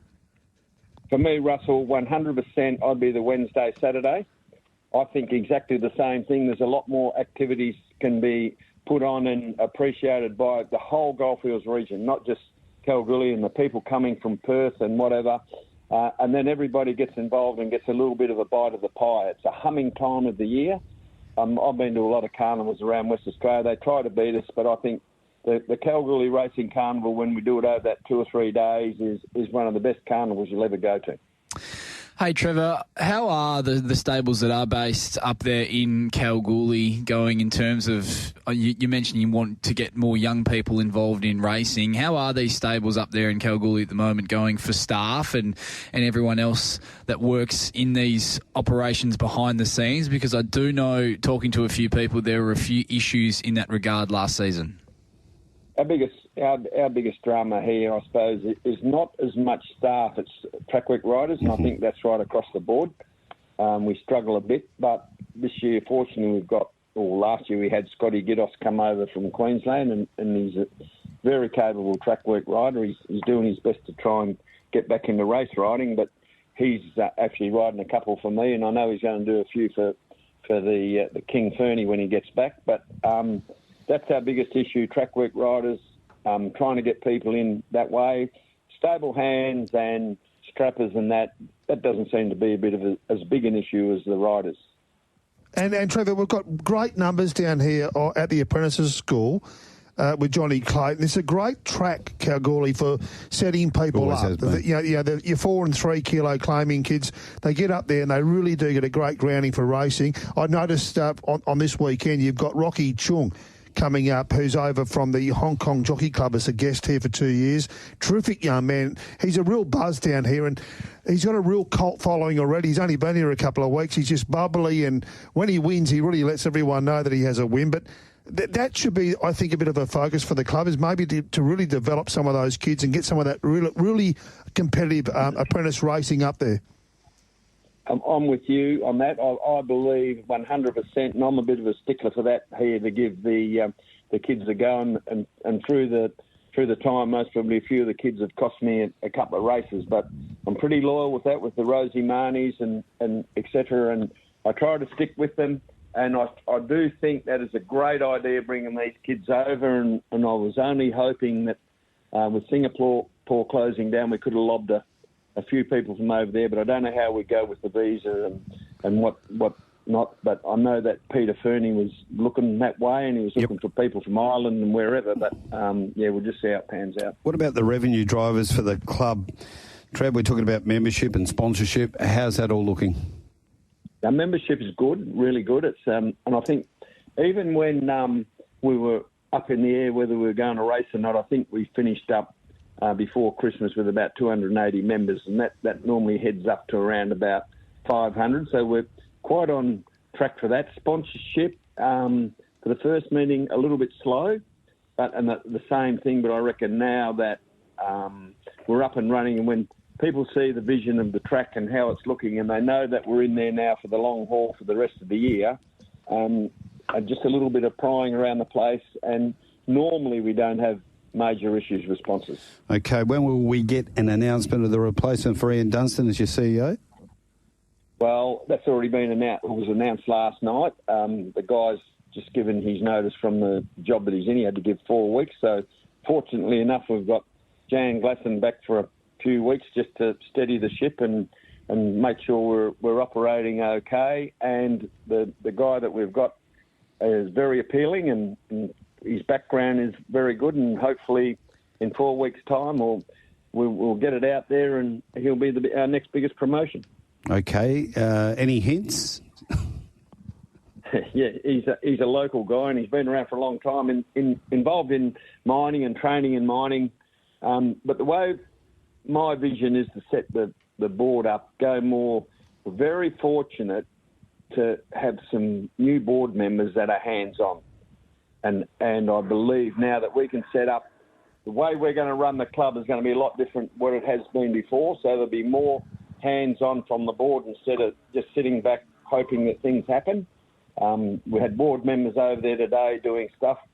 The more that we can get that to happen on the voluntary basis, it takes the pressure off the CEO. And I suppose poor old Scooter was under that rap where he was on his Pat Malone. He wasn't fully conversant with a lot of things, what happened in the racing industry, and he got a little bit smashed. But my goal is to set it up so the pressure is relieved a bit from the CEO. He looks after the business side and the racing side, and we look after the rest and the trainers and whatnot and the training track, and let him do his business and we'll do ours.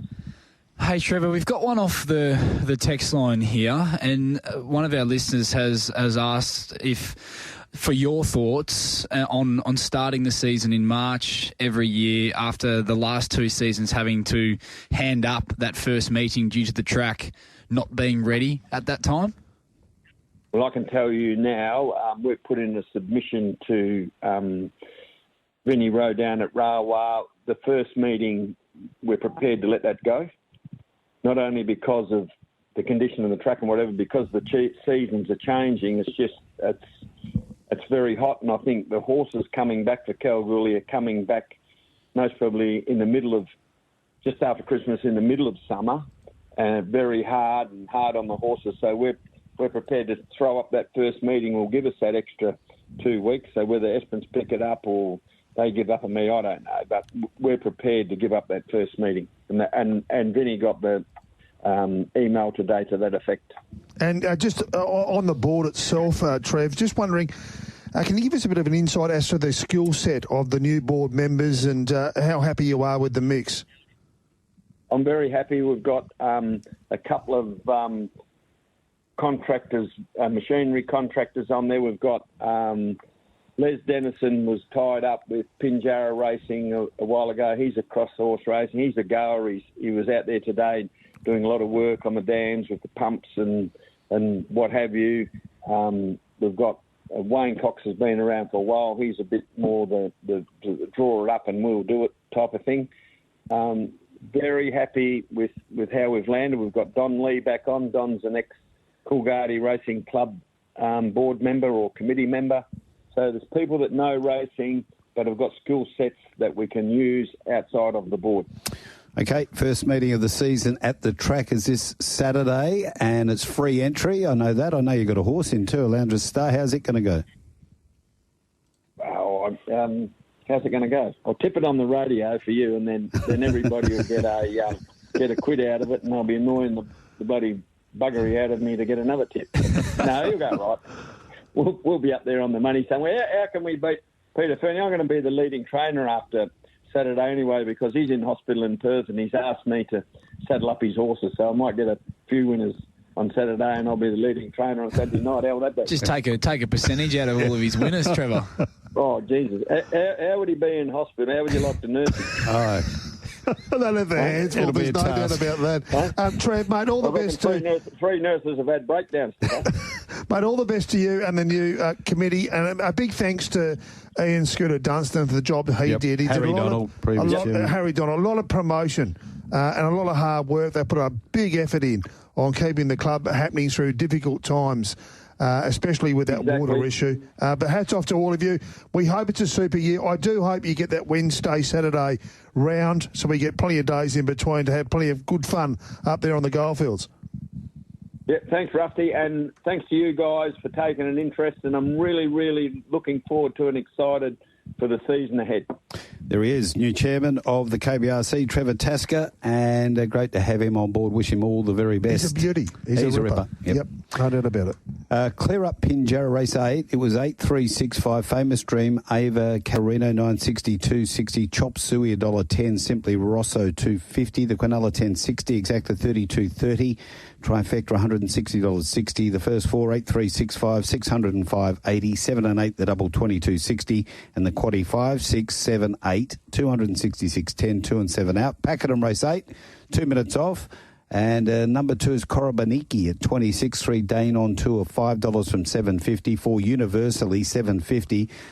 6 LePage 31, 7 Relica is $9, 8 Appleby at $8.50, 9 Elegancia is $19, 10 Just Today's $41, 11 Water Sports $4.80, 12 She Said $26, 13 Aria Electra, 11 into $4.20 for Benny Allen, watch him get eaten, and 14 Fudge at $26. Hey, Riley, before we go, we need your best bets. Yes, best bets for me on the weekend race. I think my best bet in the program is going to be Objectify in race 7. Race 8 in the Oaks, I'm starting up with Twilight Tail and having a Quinella with Twilight Tail and Machine Gun Gracie. And that's about it for me, Mark. Unfortunately, skinny day. Yeah. That's about it.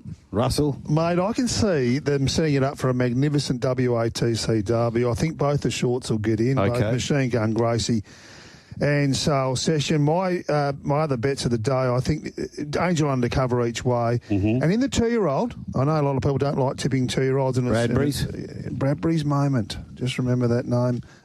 Each way, I think it's a good price. It just needs some sort of a little bit of luck in transit from the 14, but it's got ability. Anything else? That's it for me. That's it? Okay. So and Rocky Chung in Cow. Don't forget Rocky. Oh, he's a ripper.